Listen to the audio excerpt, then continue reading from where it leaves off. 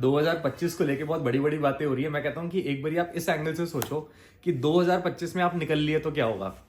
हालांकि लोग मेरा मजाक भी उड़ाते हैं कि यार तुम मोटिवेशनल स्पीकर हो और कैसी कैसी बातें करते हो, बट मुझे लगता है कि कभी कभार इंसान को अपना बेहतर जीवन और कहते हैं डिजाइंड लाइफ जीने के लिए इन सब छोटी छोटी बातों की अंडरस्टैंडिंग बहुत जरूरी है। And for that matter let me tell you a real story which you might have heard of and changed a life of a great human being. Rather, one incident gave birth to the second life of a human being, which is now known to be extremely great. तो एक आदमी है, अभी आपको नाम उनका धीरे धीरे पता चल जाएगा।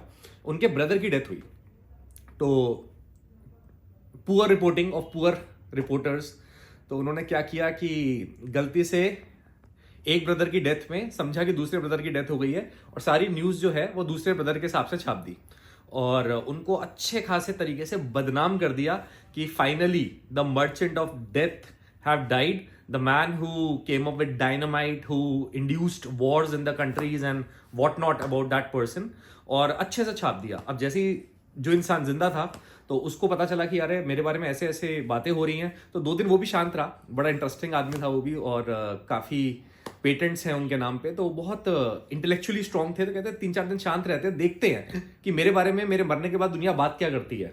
तो उन्होंने देखा कि rather than being sad, most of the people around him were happy that he died. अब he was taken aback and कहते हैं कि ये उनकी लाइफ का एक टर्निंग पॉइंट था। तो उनकी जितनी भी जायदाद थी, जितना भी उन्होंने पैसा कमाया था, और काफ़ी ज़्यादा पैसा था उनके पास, वो सारा उन्होंने अच्छे काम पे लगा दिया और अपनी विल को रीराइट किया और अपना अच्छा खासा सारा पैसा उस फाउंडेशन को दे दिया। मैं बात कर रहा हूँ एल्फ्रेड नोबल की, जिनके नाम पे नोबल पुरस्कार आज भी बहुत फेमस है और ऐसे व्यक्तियों को मिलता है जो दुनिया के लिए कुछ बहुत अच्छा करके जाते हैं। तो इमेजिन दिस, 2025 में अगर आप निकल लिए तो how do you want to be remembered as, what kind of contributions you made. और देखो लाइफ ये है, मैंने सदगुरु का एक बड़ा अच्छा वो सुना था, कोई इनको इंटरव्यू ले रहा था, तो कहते हैं कि what do we feel when we are sad, what do we feel when we are not able to achieve something in life.